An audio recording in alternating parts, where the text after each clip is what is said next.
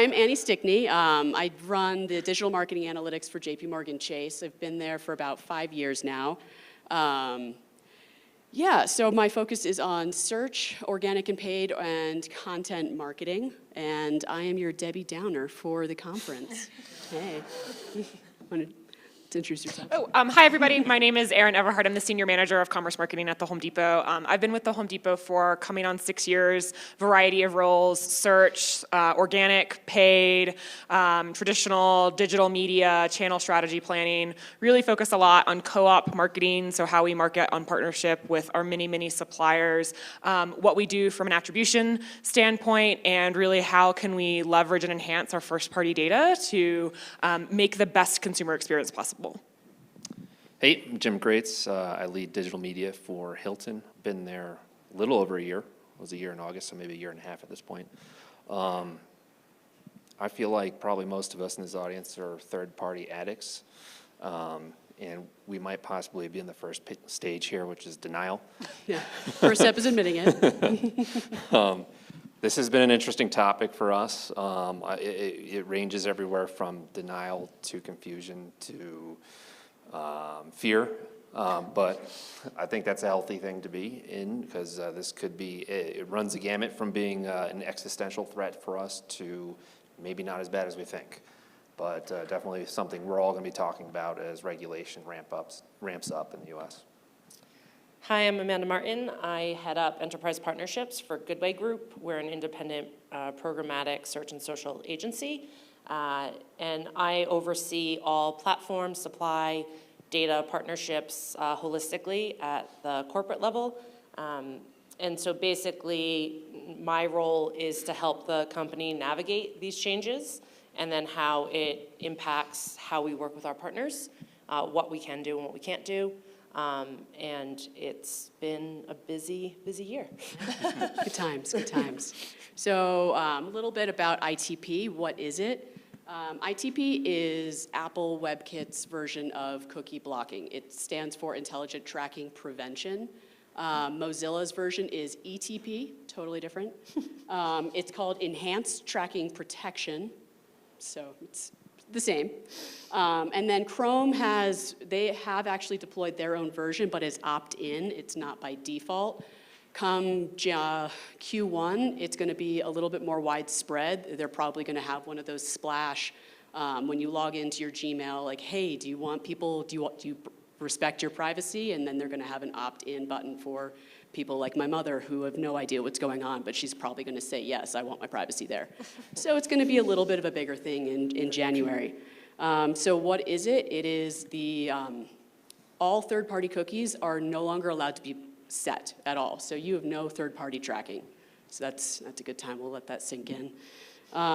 Existing cookies are about 30 days if it's first party. Client-side cookies are only allowed to stay for 7 days. This is really only going to be affecting click-through attribution. View-through attribution is pretty much screwed at this point. So I like to really get to the chase. So this is actually a direct quote from the Apple WebKit, like introduction, what is ITP and what is it going to do? Unintended impact of ITP. There are practices on the web that we do not intend to disrupt, but which may inadvertently be affected because they rely on techniques that can also be used for tracking.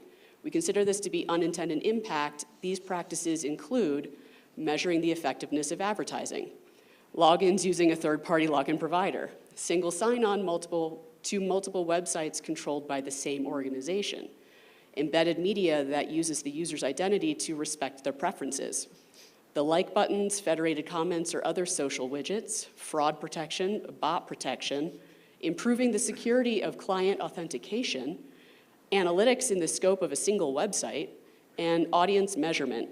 And then they end that bullet point list with, when faced with a trade-off, we typically prioritize user benefits over preserving the current website practices.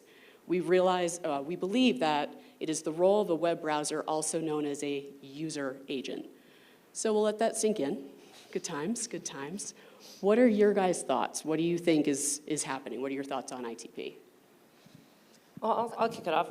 I think the reality is ITP isn't a deadline that's coming. It's already here.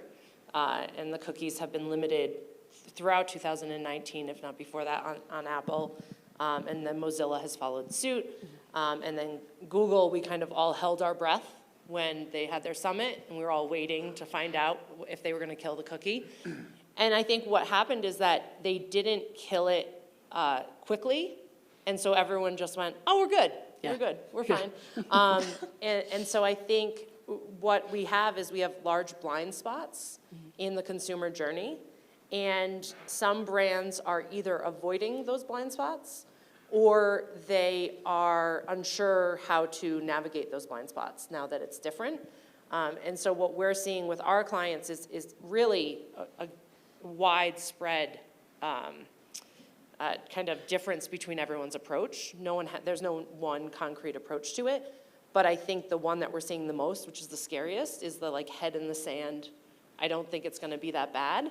And I just think that if we're using the analytics and the attribution in the way we always have, we're now misleading our spending and our buying power. So I want to see the industry take it more seriously in the sense of solution-oriented and not how to work around it. Yeah. But I don't think we're there yet because it didn't get totally swept out from underneath us. And so we have some cookies, and so we're kind of continuing on as we think we should. Yeah. And that kind of, Oh, no, and I think you mentioned the point that you said so much well is blind spot, right? And the way that I look at it is this is regulation that needs to happen, right? We've been in this digital advertising industry for a long, long time, and it's been a little bit of the wild, wild west, right? With everyone doing a little bit differently things, and there's been any sort of regulation of how we are going to either protect the consumer's privacy data, give them the consent to have that protection, and so I look at this as there's always been a blind spot in the customer journey, right? I think, and I hope everybody in this room knows not to blindly trust third-party platform ROAS numbers, right? I mean, does everyone know not to just blindly trust those? They're inflated. And I think we all know that by now, and now that this is just going to be a little bit more face first for it, right? They've always been able to capture the overall sale. And for us specifically, that's great that you can say, hey, yeah, Facebook, you drove a sale on HomeDepot.com, but I always have to go deeper into that attribution to say, okay, well, was the product advertised, ultimately the product purchased? And if I rely only on third-party cookies to tell me that, like, they can't do that for me. So there's always been that kind of blind spot, and there's always been that type of understanding that we're not going to have the full customer journey. And now with this, there's just such more reliance on the first-party data that you have in your systems to help you complete that whole customer cycle. I would add, at status quo at this moment, we're probably okay. Chrome, we can do a lot with, right? Apple, for some reason, has taken on the role of a regulator, which I think is very interesting. So I don't believe that Chrome will follow suit voluntarily. But now with CCPA and Apple being in California, could be a chance that they influence CCPA. peer pressure. And push, well, just not even peer pressure, just force the regulation on, Yeah. on it. Yeah, I actually disagree. I don't think that Google isn't going to follow suit. I just think they're going to do it in a different manner than Apple is, because I just look at what are the motivations of those companies for what they're doing. Apple is playing regulator, and I don't think it's all necessarily a bad thing, because if not, then we're going to have a very few number of companies that can control basically how our whole industry works. I don't know that they're doing it in a completely unself-serving manner at this point. But I do think that Google is taking steps to follow suit, because if not, they're going to have to break up. Yeah. And so they have a self-serving reason to at least appear to be moving in that direction. And I think, like right now, everyone's cookie strategies are not okay as they stand today, because your cookies are going to have to be reset. They're going to have to be using secure same site, which isn't new, but it is different. And so right now, like, our trafficking teams are working closely with our clients to ensure that we're racing towards that February 20th deadline, when some of your third-party cookies and first-party cookies, they're set and they're okay, but they're not set correctly anymore. Yeah. So there's a lot of internal work. Yeah.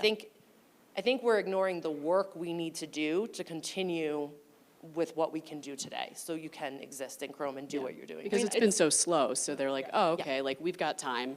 You don't really have that much time. Yeah, and it's internal education, which has been a theme today. I mean, everyone in this room is probably familiar with it, but when all of a sudden you're going to start seeing so many more unique visits to your site because you're not having that 30-day cookie anymore, and your leadership's going to be like, wow, we are crushing it today, right? It's up to us to go back and say, hey, this is actually what's happening within the industry. You're not going to be able to make these big business decisions that's totally blinded. We have to make sure that all of this is happening outside of just these closed four walls. Yeah.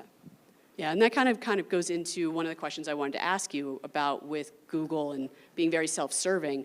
Right now, what they're doing in the UI is they're serving scaled conversions, which isn't actual conversions. It's what the conversions are with like an added little boost based on what they think you should have gotten from Safari and ITP.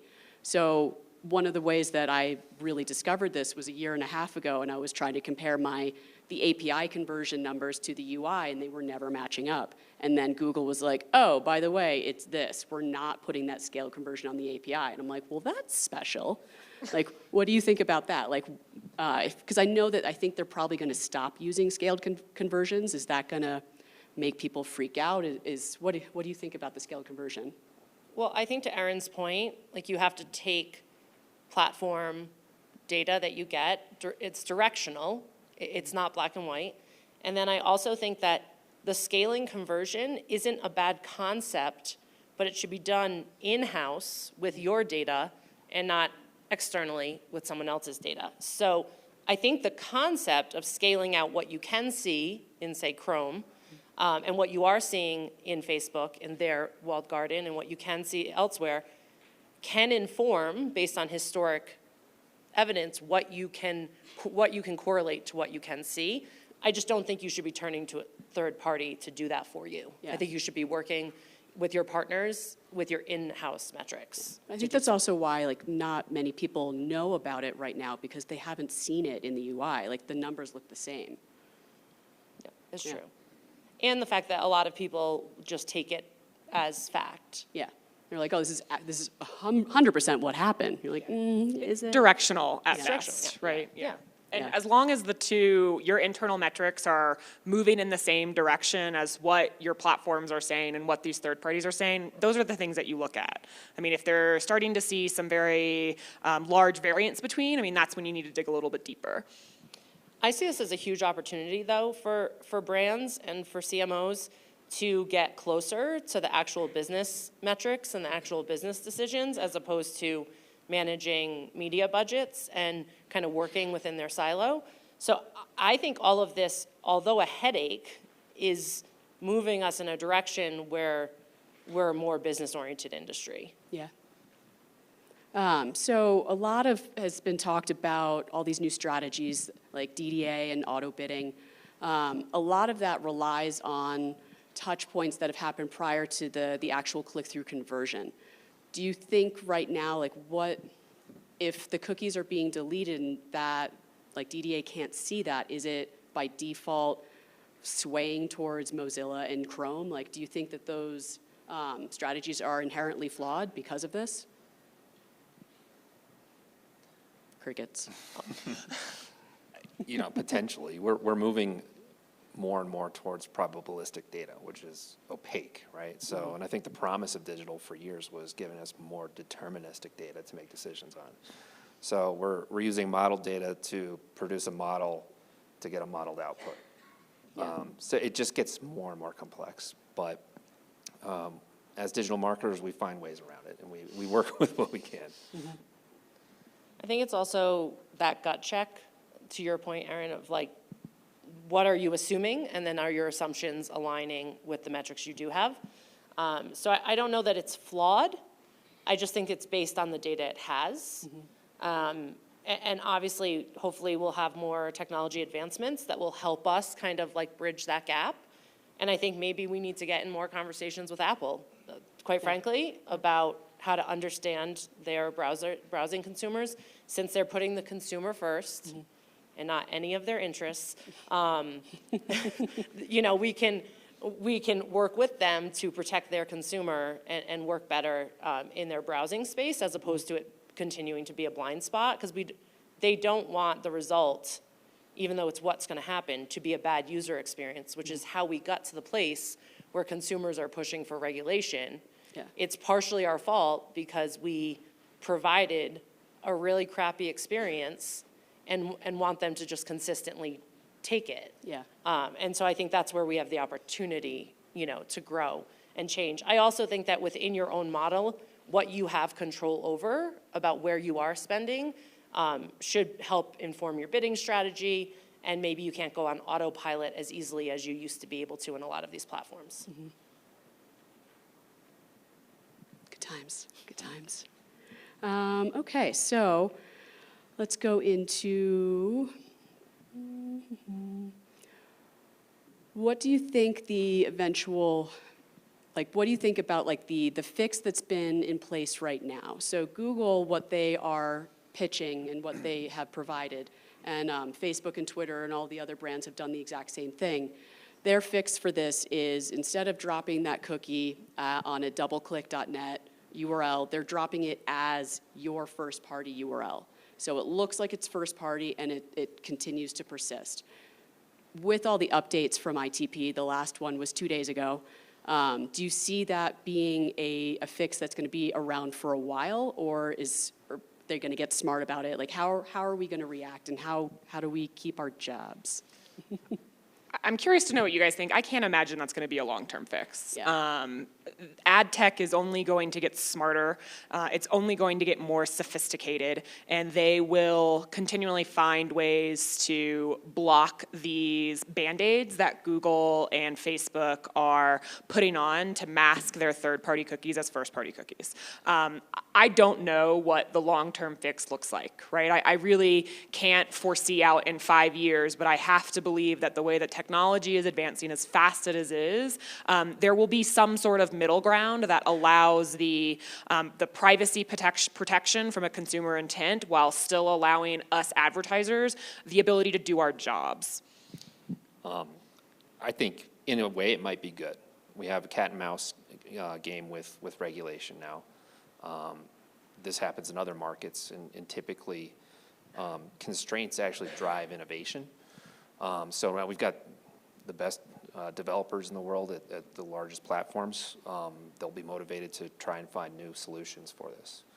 That's the best case scenario. The worst case scenario is what got us into this situation is sort of the creepiness factor, right? So the more desperate you get, the more possible it is kind of make decisions trying to get ahead of regulation that might be seen as more creepy by consumers. Stalker vibes?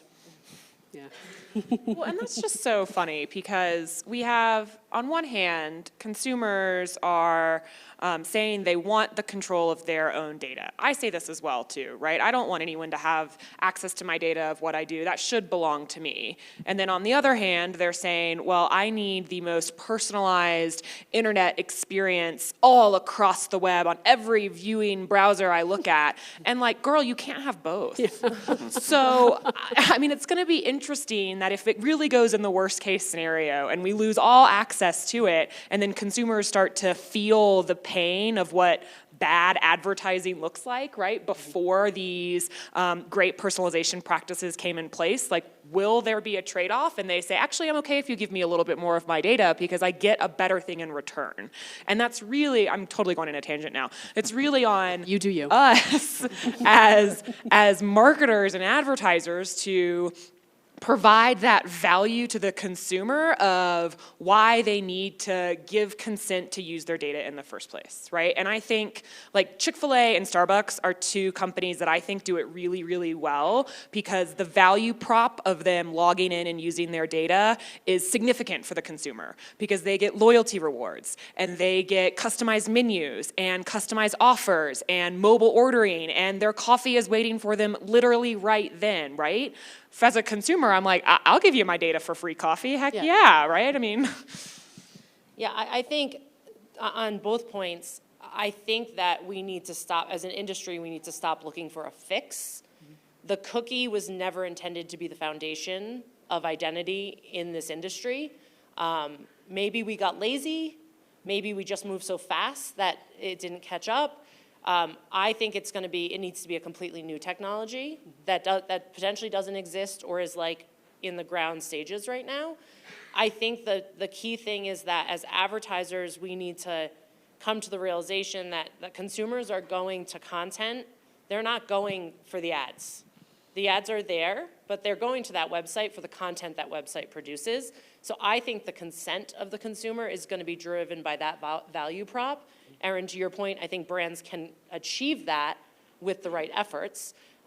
And not all brands have equal ability to do that because not every brand can give free coffee to users to get One them day.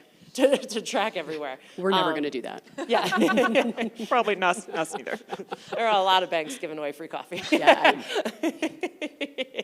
my So- thoughts are on my face. Yeah, I think, but what I think is that we need to see where the value prop the consumer truly has with the independent internet, and it's the value prop that they have with Facebook. It's the value prop that they have with Instagram.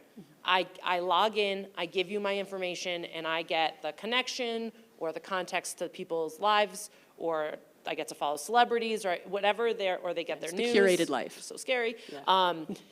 But that's the transaction that we probably need to re-identify as our identity base. And so I think the consent platform that regulation is bringing around will tie into that next solution. And I think it pushes a lot of power to the publishers that they haven't had historically, that we as the buy side or as advertisers need to kind of get behind and support with them. Because if you really look at where you're advertising, no one is truly, with all the things that are happening, advertising long tail on the internet anymore. We are advertising in incredibly small niche places that are brand safe, that are good brands, that are good publishers. And so that's the drawback, is that we are not, giving revenue to the internet as a whole out of protective advertiser needs. But that means that there's a smaller group of people that could solve that problem. And I think there'll be a bunch of new tech. I think there are things that are coming out now. There's Brightpool that comes out with, that has a theory on how to do consumer consent. LiveRamp has ATS, which is a totally different graphing model that they believe can work in Safari. So there's a lot of beginning stage opportunities. There's no solution right now. Yeah, because it's a moving target as well. It's But if hard to we have a s- solution for yeah. a moving target. But if we stop trying to stop Band-Aiding it, just put some people in some garages and get some new technology, and I think we might have a new foundation in the future. Their mother is proud. So any thoughts, musings, as we wrap this up, and then I'm sure there's probably going to be questions? Final thoughts? I just think that it's doom and gloom because it's a headache and it's a lot of work, but I think there's long-term opportunity, and I think it's the sign of a maturing industry when we are no longer looking for wins that are 2 to 3 months out, but we're looking for 5 to 10 year wins. Yeah. And so I think we're growing up.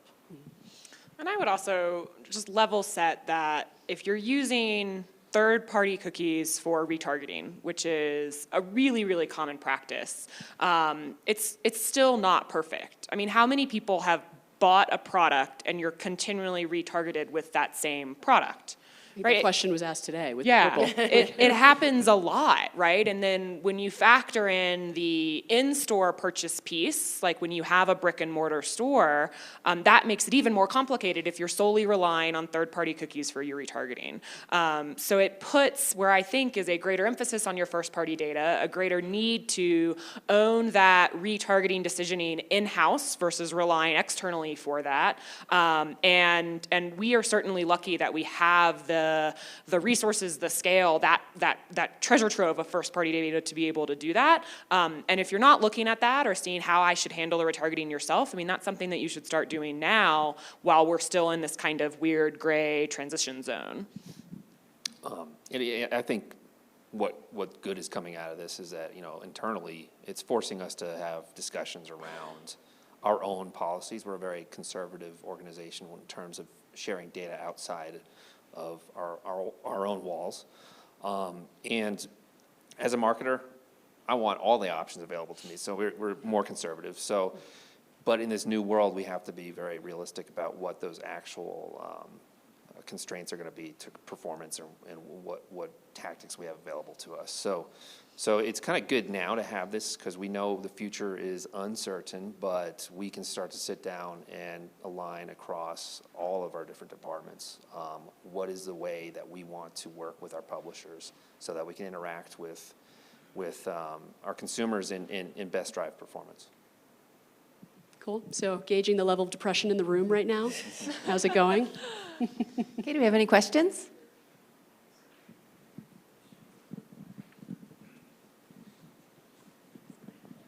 Hi, Christina Smith, Keen Footwear. Not that we need an excuse to drink at this conference, but I think you guys just provided the best reasoning I've heard so far in the past 48 hours. We're going to be fine. So thanks so much for that. The tears on your face on the ski slopes, I mean, it's glistened. Jesus, this is just like, I want to go stick my head in the sand now, to be perfectly honest. I'm never gonna be and just invited back. wait it out until retirement. But the one thing, I almost hate to ask this question because I'm probably going to get shot by people in the room, but it's, to me, it feels like the thing that needs to be put out there with this topic. The one thing that wasn't mentioned is the role that government should play in this conversation. And I mean, GDPR is an effing mess. I don't expect California's regulations to be that much better. Maybe better perceptually for the consumer, but certainly as advertisers as well, it's a hot, sticky mess in terms of, unpeeling that onion. But should we look to the government as a forcing function to at least get everyone in the same room, all of these platforms? Because I think, Amanda, you hinted at, Apple's super altruistic, reasoning for doing what they're doing. So I don't think we can expect the Apple and the Google and the Facebook and the Pinterest and the Amazon to get into a room and figure this out unless they're forced to. Does that seem reasonable, or is that just even the worst idea known to mankind outside of the overall topic of what we're talking about? Just love to hear your thoughts on it. Do you want to go? I think government regulation, it's just going to be cat and mouse all the time. So the only thing good that's coming out of it is that it's forcing us to break the cookie and build something better. Personally, I don't see that there's any other way than pure innovation for us to move forward. As a marketer, I don't want to be regulated. Yeah, I think I can probably say more than everybody on the panel. So, not being a brand, but I think ultimately we put ourselves in a government regulation position, and I think as you saw it when CCPA came out, and it was done under the dark. It was under the dark of night, swooshed in with no commenting. It was done intentionally that way. With the black cape. The fact that it happened in California, where all of the Googles and Facebooks and everyone sits, is even better. But I think we're there because even as an industry, we could not come together to try to lobby for a better law. The IAB put together, their lobbying effort. Google separated and did their own lobbying effort. Facebook separated and did their own lobbying effort. I think it proves that we're incapable as an industry, quite frankly, to do this ourselves. And so that's unfortunately the ramification, is that it's going to welcome government regulation. I will say that I think GDPR is, in my mind, a far harder law to be compliant with because it is so specific, but at the same time so vague. I think CCPA is a little easier, not easy, but easier. I ultimately think we will need a regulation of the land, but at this point, most brands are going to treat CCPA as the law of the land, unless another state passes an even stricter version of it. But the definition from state to state of PII and is so different that I'm not sure we're going to see a federal regulation anytime quickly. They're a little busy right now internally fighting with each other. So I think we're at a place where, unfortunately, whether we want to be regulated or not, we're going to be, because we didn't come together holistically ourselves before we got to this point. I do think that the way that the impact of these regulations are another place that we're putting our head in the sand. And I've even had conversations at this conference where folks don't think it's going to have a lot of impact. And I think it's going to have a lot of impact. I think consumers are going to have to learn the lesson of what they lose. And then CCPA 2.0 is going to come in next November. And it's going to write out our ability to change the user experience if they do or don't share their data with us. So I think the reality is that we need to stop thinking it's not going to affect us, and it is. And so that's, I think, what we can control, is that we can't really, we're past the point of government regulation, but we are in the perfect place to actually act on what the consumers are asking us to do. Yeah, and working at JPMorgan, it's not my first time. We've been regulated before. It goes well. It's fine. It's fine. Anyone else? Okay. Well, now I think John's going to talk to us. We do have our roundtables, and we are going to still hear from Debbie Downer here. So if you want to continue getting depressed, and we'll have shots afterwards, that's going to be with dealing with the ITP. We also have a roundtable